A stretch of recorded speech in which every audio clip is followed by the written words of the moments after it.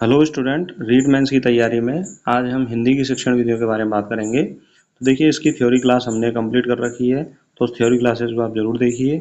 और एक क्लास हमने एमसीक्यू भी कंप्लीट की हुई है, तो उस क्लास को भी आप ज़रूर देखिए। ये एमसीक्यू की दूसरी क्लास है, तो इस क्लास में आप ध्यान से क्वेश्चन करें, क्वेश्चन प्रैक्टिस करें। इस क्लास का उद्देश्य ये है कि भाई टीचिंग मेथड के जो प्रश्न एग्जाम में आएंगे आपको किस तरह से सॉल्व करने हैं। क्वेश्चन किसी भी रूप में हो सकता है, सरल हो सकता है, मध्यम हो सकता है और कठिन भी हो सकता है। तो आपको तैयारी हर प्रकार से करनी है। और टीचिंग मेथड जो है वो स्टूडेंट की कमजोरी भी रहती है कि भाई आपका ये छूटा हुआ पार्ट रहता है और अचानक से इसकी तैयारी भी करनी होती है हमें। तो एक लंबा एक्सपीरियंस ना होने के कारण ये सब्जेक्ट हमसे छूटा हुआ भी रहता है। तो जो भी स्टूडेंट रीड मेंस की तैयारी कर रहे हैं, टीचिंग मेथड को अच्छे से पढ़ना चाहते हैं, अन्य सब्जेक्ट को अच्छे से पढ़ना चाहते हैं, तो इस चैनल को जरूर सब्सक्राइब करें।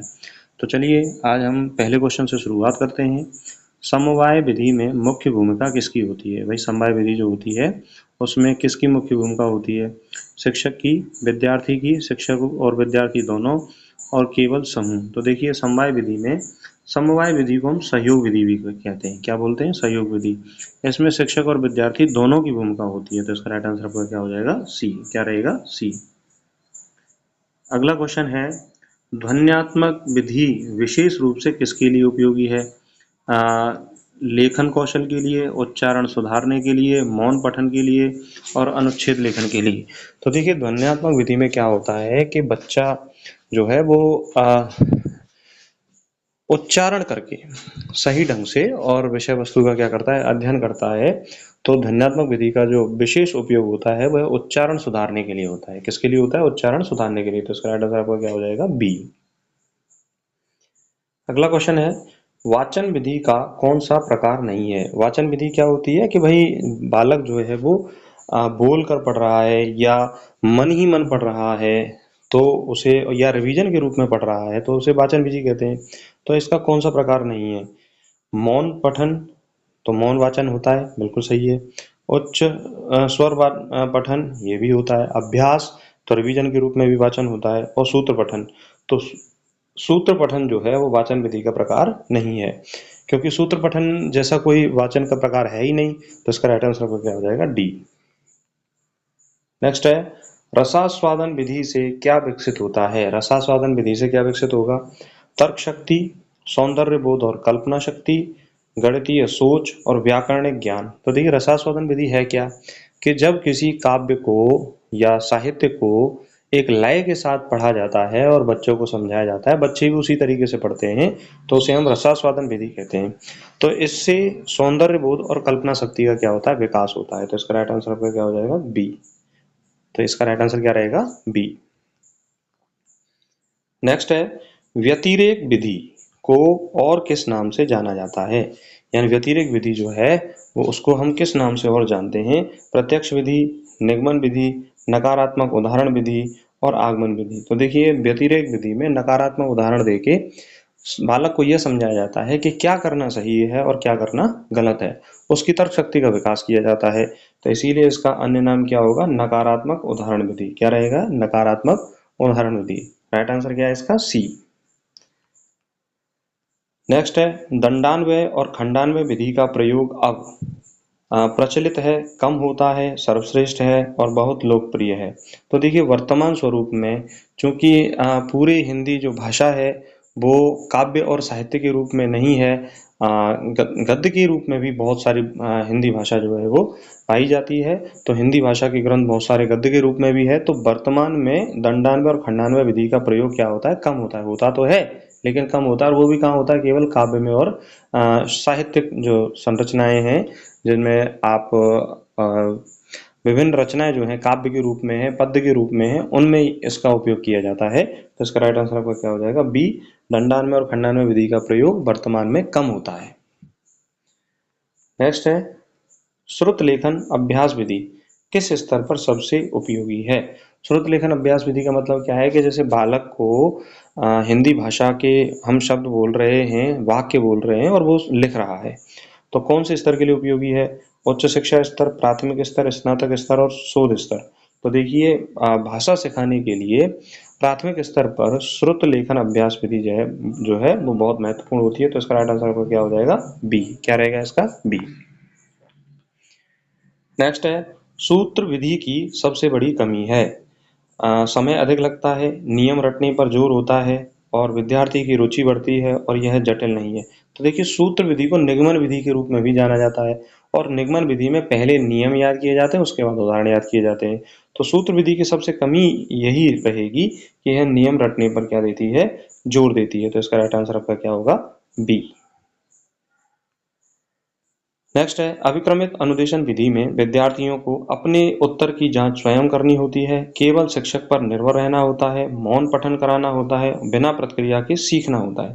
तो देखिए, अभिक्रमित अनुदेशन विधि में विद्यार्थियों को अपने उत्तर की जांच स्वयं करनी होती है, तभी उसे हम अभिक्रमित अनुदेशन कहते हैं। और अभिक्रमित अनुदेशन विधि का जो जनक है, किसे कहा जाता है, स्किनर को कहा जाता है। तो इसका राइट आंसर आपका क्या हो जाएगा, ए। क्या रहेगा, ए। नेक्स्ट है, दूरस्थ शिक्षण विधि में सबसे बड़ी चुनौती है शिक्षक की अनुपस्थिति, आत्म अनुशासन की आवश्यकता, भाषा प्रयोग और उपकरणों की कमी।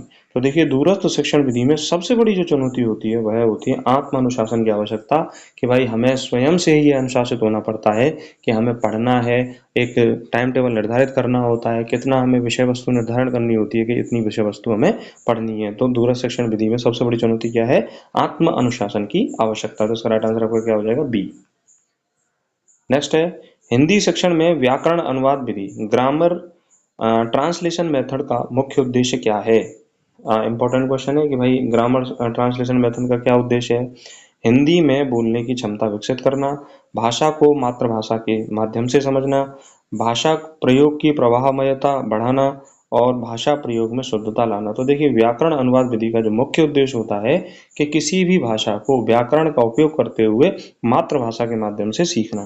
तो इसका राइट आंसर आपका क्या हो जाएगा, बी। क्या रहेगा इसका राइट आंसर, बी। नेक्स्ट है, प्रत्यक्ष विधि की विशेषता है। प्रत्यक्ष विधि की क्या विशेषता है, मातृभाषा के माध्यम से शिक्षा देना, लक्ष्य भाषा के माध्यम से शिक्षा देना और केवल व्याकरण पर बल देना और केवल अनुवाद पर बल देना। तो देखिए, प्रत्यक्ष विधि का अर्थ यही होता है कि जो भाषा जैसी है उसी रूप में उस भाषा को सीखना, उसे क्या कहते हैं, प्रत्यक्ष विधि कहते हैं। प्रत्यक्ष विधि किसी भी भाषा को सिखाने की सर्वश्रेष्ठ विधि मानी जाती है। तो इसका राइट आंसर आपका क्या होगा, लक्ष्य भाषा के माध्यम से शिक्षा देना क्या कहलाता है, प्रत्यक्ष विधि, डायरेक्ट मेथड कहलाता है। तो इसका राइट आंसर आपका क्या हो जाएगा, बी। भाषा सिखाने की सबसे बेस्ट विधि कौन सी होती है, प्रत्यक्ष विधि। कोई भी भाषा है उस भाषा को उसी रूप में सिखाया जाता है प्रत्यक्ष विधि के अंतर्गत। नेक्स्ट है, श्रुत लेखन अभ्यास विधि का प्रमुख उद्देश्य है। श्रुत लेखन मतलब सुनकर लिखना, लेखन कौशल विकसित करना, श्रवण कौशल विकसित करना, पठन कौशल विकसित करना और व्याकरण का ज्ञान प्राप्त करना। तो देखिए, श्रुत लेखन मतलब सुनकर लिखना, तो उसमें लेखन कौशल विकसित करना इसका प्रमुख उद्देश्य होता है, क्योंकि बोलकर जब लिखा जाता है तो बालक के लेखन कौशल का विकास होता है। तो इसमें राइट आंसर क्या हो जाएगा, ए। नेक्स्ट है, सूत्र विधि फॉर्मूला मेथड किससे संबंधित है, व्याकरण शिक्षण से, वाचन शिक्षण से, लेखन शिक्षण से, श्रवण शिक्षण से। तो देखिए, सूत्र विधि जो है उसमें पहले नियम याद किए जाते हैं और व्याकरण में क्या होते हैं, नियम होते हैं। तो इसलिए सूत्र विधि का जो संबंध है वो किससे होगा, व्याकरण शिक्षण से होगा। तो इसका राइट आंसर आपका क्या हो जाएगा, ए। परीक्षा की दृष्टि से ये क्वेश्चन क्या है, इंपॉर्टेंट है। नेक्स्ट है, रसास्वादन विधि का संबंध है। रसास्वादन विधि मतलब काव्य पाठ और सौंदर्य बोध से, लेखन अभ्यास से, व्याकरण शिक्षण से और अनुवाद अभ्यास से। तो देखिए, ये प्रश्न जो है वो दोबारा रिपीट हुआ है लेकिन ऑप्शन इसके बदल गए हैं। तो रसास्वादन विधि जो रसास्वादन विधि का प्रयोग जो है वो किसमें किया जाता है, काव्य में किया जाता है। तो काव्य पाठ और सौंदर्य बोध से इसका क्या है, संबंध है। तो इसका राइट आंसर क्या है, ए। नेक्स्ट है, व्याख्यान विधि का मुख्य लाभ है। लाभ क्या है, देखिए लाभ के बारे में पता करना है। समय की बचत, बिल्कुल सही है। व्यक्तिगत अनुभव, सभी विद्यार्थियों की सक्रिय भागीदारी, लेखन कौशल। तो देखिए, व्याख्यान विधि में लेखन कौशल विकसित नहीं होता, सभी विद्यार्थियों की सक्रिय भागीदारी नहीं होती, व्याख्यान विधि में व्यक्तिगत अनुभव नहीं मिलते, सभी को अनुभव प्राप्त होता है। लेकिन व्याख्यान विधि के माध्यम से कम समय में बहुत सारे बच्चों को पढ़ाया जा सकता है, इसीलिए इसका मुख्य लाभ होता है समय की बचत। क्या होता है, समय की बचत। तो देखिए, मेथड में जो क्वेश्चन हमें करने होते हैं उसमें हमें ये ऑप्शन देखना होता है कि भाई इन ऑप्शन में से बेटर मोर आंसर कौन सा है। तो इसमें राइट आंसर क्या है, ए। नेक्स्ट है, व्यतिरेक विधि का उपयोग कब किया जाता है, शब्दार्थ समझने में, समझाने में, तुलना करके अंतर बताने में, कविता पढ़ाने में, निबंध लिखाने में। तो देखिए, व्यतिरेक विधि का जो प्रयोग है वह किसी तुलना करके और अर्थ बताने में कि कौन सी चीज सही है और कौन सी चीज गलत है। तो इसका राइट आंसर क्या हो जाएगा? बी। राइट आंसर क्या रहेगा? बी। नेक्स्ट है, हिंदी की भाषा प्रयोगशाला विधि का प्रमुख लाभ है श्रवण और बोलने की क्षमता का विकास होना, लेखन कौशल का विकास होना, केवल पठन कौशल का विकास होना और व्याकरण ज्ञान का विकास होना।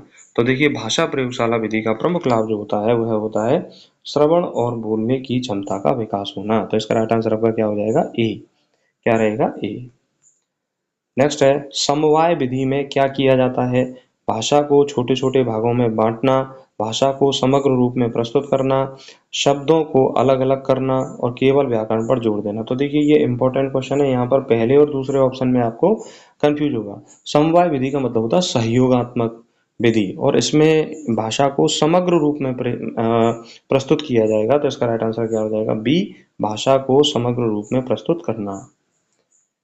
नेक्स्ट है, दल शिक्षण पद्धति का उद्देश्य है व्यक्तिगत अध्ययन कराना, समूह में मिलकर अध्ययन कराना, शिक्षक केंद्रित अध्ययन कराना, केवल मौखिक अध्ययन कराना। तो देखिए, दल मतलब दल तो क्या समूह को ही बोलते हैं, दल तो समूह का ही बनता है। तो इसमें राइट आंसर आपका क्या हो जाएगा? बी। समूह में मिलकर अध्ययन कराना। तो इस तरह से दोस्तों, हमने 20 क्वेश्चन के माध्यम से इस दूसरी क्लास में शिक्षण विधियों की प्रैक्टिस की। आशा करता हूं कि आपको ये क्लास समझ में आई होगी, और जो भी स्टूडेंट रीट मेंस की तैयारी कर रहे हैं इस चैनल को जरूर सब्सक्राइब करें। आपको ये क्लास कैसी लगी हमें कमेंट करके बताएं। आपको ये सीरीज कैसी लग रही है ये हमें कमेंट कर सकते हो। यदि आपकी कोई क्वेरी है तो हमें कमेंट करके आप बता सकते हो। कमेंट के माध्यम से हमारा संवाद जो है संचार बना रहेगा। और अन्य सब्जेक्ट की क्लासेस को आप जरूर देखिए, क्योंकि शिक्षण से संबंधित, टीचर एग्जाम से संबंधित ये जो क्लासेज हैं वो बहुत इंपॉर्टेंट है, और ये आपके लिए तैयारी में बहुत महत्वपूर्ण भी रहेंगी। तो हमारे साथ जुड़े रहिए और आगे बढ़ते रहिए। नमस्कार, धन्यवाद।